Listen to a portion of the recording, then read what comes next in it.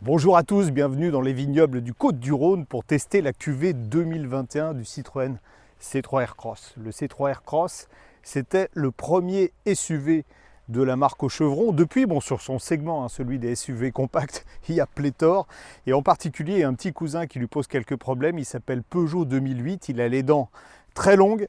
Il fallait donc revoir la copie du C3 Aircross en conservant sa principale qualité, c'est le confort, on verra si c'est amélioré ou pas, et en lui offrant un peu plus de caractère que sur la version précédente. Le C3 Aircross, il est sorti en 2017. Il fait 4,16 m de long, c'est plutôt un SUV compact. Songez par exemple que le Peugeot 2008 dont on vient de parler est 14 cm plus long que celui-là. Il est surtout beaucoup plus agressif au niveau de l'esthétique. Et c'est ça que Citroën a voulu changer avec cette nouvelle mouture. On a une face avant qui a été complètement redessinée, qui est, alors on ne va pas utiliser le terme de agressive parce que ce n'est pas réellement agressive, mais qui est plus expressive que sur l'ancien modèle. C'est vrai que c'est moins rondouillard, ça fait sans doute plus sérieux. Allez, on va dire le mot, ça fait un peu moins jouet. Certes, l'ancien modèle faisait peut-être un peu jouet dans la présentation, mais pas du tout dans les aspects pratiques. Ce qui a conservé cette nouvelle mouture du C3 Aircross, regardez avec en particulier un grand coffre de 410 litres, assez étonnant vu la taille de l'engin, et ça continue à l'intérieur. L'espace à l'arrière n'est pas du tout ridicule pour un engin qui fait 4,16 m de long, d'autant que c'est très modulable. Alors on peut avancer, évidemment c'est en deux parties, on peut avancer, faire coulisser la banquette arrière. C'est une option qui coûte 300 € je crois, et qui permet donc de moduler le volume du coffre ou de laisser plus de place pour les jambes des passagers à l'arrière. Citroën a eu beau remanier le design, pour moi la principale nouveauté c'est ça. Des nouveaux sièges avant, alors à double densité, je ne sais pas si on se rend bien compte en appuyant dessus, c'est un peu plus ferme là que celle-là ici.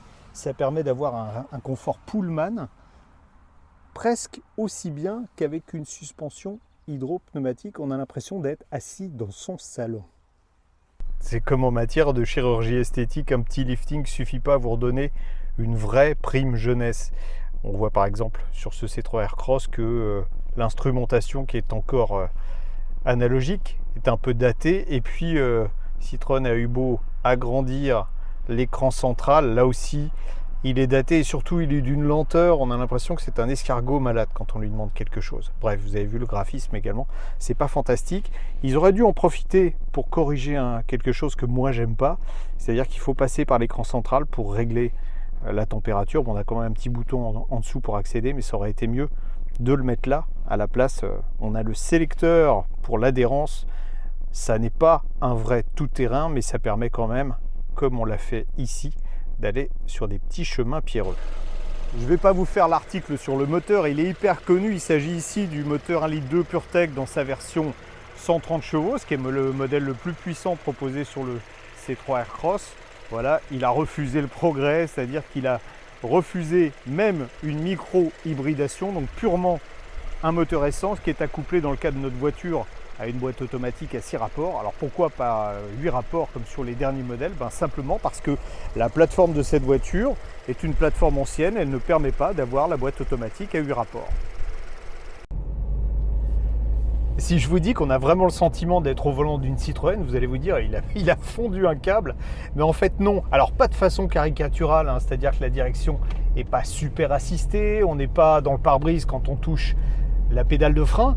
En revanche, on a vraiment le toucher de route des Citroën d'antan, c'est-à-dire un confort moelleux, le siège y est sans doute pour beaucoup avec son assise très souple, et puis les suspensions également sont réglées très souples, et tout ça sans butée hydraulique progressive, comme quoi avec une suspension classique, on peut faire du grand confort.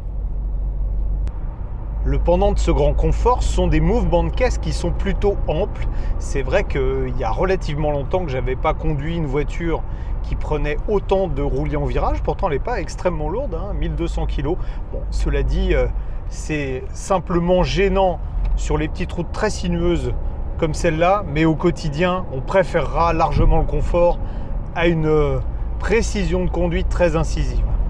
Dans sa version 130 chevaux, le 1,2 litre PureTech ne manque pas de dynamisme, ça on peut le dire, même si parfois c'est vrai qu'il présente quelques petites vibrations et puis un grognement quand on accélère relativement fort. En revanche, Ce qui pêche un peu, alors pêche, c'est pas réel mot qu'il faudrait employer, mais ce qui date un peu là aussi, c'est la boîte automatique à 6 rapports, beaucoup moins efficace que les dernières boîtes 8 rapports, en particulier quand on est comme ici sur une petite route avec des virages dans le sens de la montée et qu'il faut doubler, là ça manque de répondants. Une chose décevante sur ce C3 Aircross, c'est la consommation. Je ne sais pas si vous voyez, j'ai roulé avec un 9 sous le pied à 80 km/h, on est à 7 litres au 100. Alors il y a une explication sans doute, c'est que là on est sur une route à 80 et vous voyez, à 80 km/h, en fait on est sur le 5e rapport, on ne profite pas des 6 vitesses de la boîte. En fait on consommerait moins si on était à 90 km/h, ça va faire râler nos amis de l'ADEME. Si on force le rythme, la consommation va grimper, on sera rapidement aux alentours de 9 litres au 100, c'est ce qu'on consommera d'ailleurs sans doute sur l'autoroute.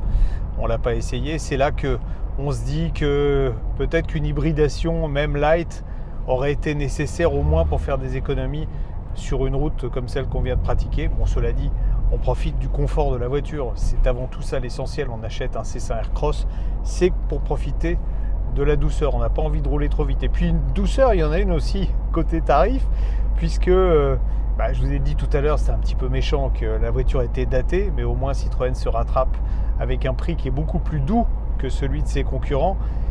Ce modèle Shine avec la boîte automatique coûte 25 500 €. Si vous voulez un Peugeot 2008 équipé à peu près de la même façon avec la boîte automatique, certes à 8 rapports, il faudra au moins 2 500 € de plus. Donc vous voyez que ça reste quand même une bonne affaire. Résultat de la dégustation de ce château C3 Aircross. Alors est-ce qu'on est plutôt dans la piquette ou est-ce qu'on est plutôt dans le millésimé? Bon, ni l'un ni l'autre, rassurez-vous, encore moins dans la piquette.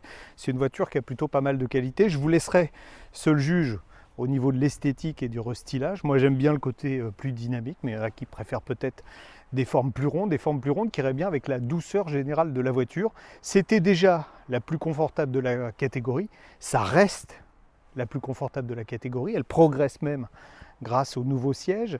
C'était un des véhicules les plus compacts aussi, il reste évidemment compact avec la même praticité, c'est-à-dire beaucoup de modularité, et ça c'est plutôt pas mal, avec un tarif qui est le plus accessible de tous à équipement équivalent dans cette catégorie-là. Évidemment, revers de la médaille, à partir du moment où vous avez beaucoup de confort, vous avez une précision de conduite qui est un petit peu moins grande, mais est-ce que c'est gênant?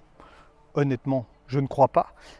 En revanche, là où Citroën aurait pu faire un effort et profiter de ce restylage pour apporter un petit peu de nouveauté, c'est mettre au moins une micro-hybridation afin de faire des économies de carburant, parce qu'on a consommé 7 litres en roulant avec un 9 sous le pied. Il y a aujourd'hui des véhicules 2 fois plus puissants qui arrivent à faire aussi bien. Donc la marge de progression, c'est certain, elle est là.